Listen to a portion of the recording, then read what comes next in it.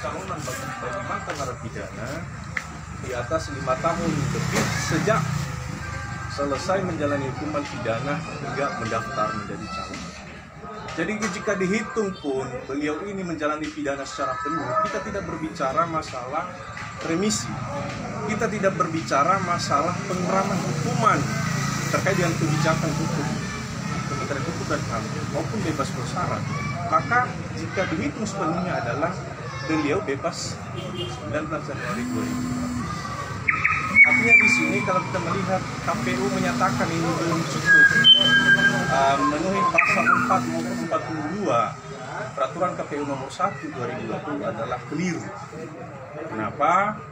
Karena waktu saya dengar mereka menghitung itu berdasarkan surat dari Balai Pemasyarakatan yang mengklaim bebas 19 November 2015. Padahal sesungguhnya beliau ini sudah ada surat dari institusi resmi, itu Rumah Tahanan Negara, di mana tempat beliau menjalani hukuman. Karena bukan di lembaga pemasyarakatan. Telah dinyatakan bahwa bebas beliau itu Juli 2014. Nah, ini satu berita acara yang menyatakan keadaan palsu. Ya, ini kan mengelabui publik. Saya di sini tidak berpihak karena pasangan calon, tapi saya praktisi hukum yang netral dan independen dan meluruskan juga karena ini sangat penting dalam hajat hidup kita sebagai warga negara dan dalam demokrasi. Ini satu penjoliman yang dilakukan, terlepas beliau adalah status mantan narapidana, kita tidak pungkiri. Tapi di sini bagaimana menempatkan hukum yang sebenarnya, ya, hak asasi orang, hak politik orang, dan juga hak masyarakat yang telah diberikan kepercayaan melalui KTP-KTP yang telah dikumpulkan saat ini. Saya ini orang partai, saya ini wakil sekretaris Partai Golkar Provinsi Sumatera Utara. Dan saya berbicara sih bukan soal partai, saya praktisi hukum. Saya ingin meluruskan, ini keliru bagi KPU. Bahkan KPU ini bisa potensi pidana, ya, seolah-olah tidak mengakui institusi hukum, tidak mengakui putusan pengadilan kekuasaan kehakiman, tidak mengakui juga surat yang mengeluarkan bebas beliau ini 2014. Nah, ini satu kekeliruan. Terus setelah kita lihat lagi, misalnya kita sebagai masyarakat mengontrol ini, berita acara pertama menyatakan itu bebas 2015, 19 November 2015. Tapi berita acara kedua justru dimintakan lagi syarat, ya, dari institusi badan pemasyarakatan yang nomenklatur itu tidak ada sebenarnya di dalam PKPU, tapi lembaga pemasyarakatan. Selesai menjalani pidana baik bersyarat maupun selesai pidana itu sudah ada, bahkan sudah di checklist, ya, sudah dinyatakan memenuhi syarat di dalam checklist syarat yang telah dimasukkan itu. Hanya saja pada saat tadi penyusunan dokumen ini ada salah satu surat yang seharusnya surat itu adalah bukan bagian yang dipersyaratkan dan bukan bagian dari evaluasi. Nah, inilah yang kita lihat KPU sudah ada indikasi ketidak netral dan mengacaukan demokrasi di Nias Utara. Karena di berita acara pertama ada mempersyaratkan di kolom-kolom tabel berita acara mengenai syarat bagi pengguna narkoba. Ini beliau ini bukan pengguna narkoba. Ini wakil bukan pengguna narkoba. Ada apa di checklist ini? Ini kan indikasi bahwa KPU ini sengaja melakukan penjoliman terhadap demokrasi di Nias Utara. Nah, kedua lagi, tidak konsisten terhadap berita acara pertama mengenai tanggal 19 November 2015 itu. Tapi menyatakan sesuatu dalam berita acara lagi. Ada lembaga baru yaitu Badan Pemasyarakatan. Kita nggak tahu kalau ditanya sekarang, ada nggak nomenklatur Badan Pemasyarakatan? Yang ada itu Lembaga Pemasyarakatan dan Balai Pemasyarakatan.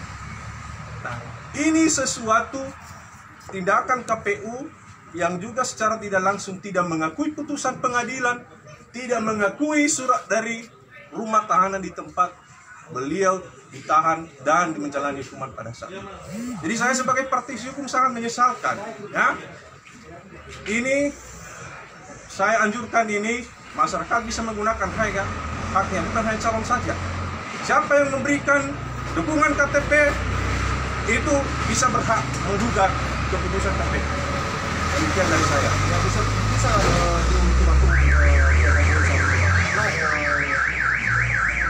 keputusan yang mereka berikan kan sepertinya keliru. Jadi mungkin bisa ada ultimatum sebagai praktisi hukum. Saya pikir ini sebelum ini tengah waktu, ini masih ada sampai pukul 24 ini KPU bisa mengevaluasi, ya, untuk bisa meralat itu keputusan dan mengevaluasi daripada apa yang telah tadi diajukan keberatan oleh pasangan calon. Karena di dalam faktanya tidak ada namanya badan pemasyarakatan itu. Tapi yang dimintakan di pasal 42 dan 4 itu adalah lembaga pemasyarakatan. Dan beliau bukan menjalani hukuman di lembaga pemasyarakatan, di rutan sudah ada surat itu. Nah, artinya KPU punya kesempatan sampai pukul 24 untuk bisa meralat keputusan itu dan menerbitkan keputusan baru, menyatakan lolos secara hukum syarat yang telah diajukan oleh pasangan ini.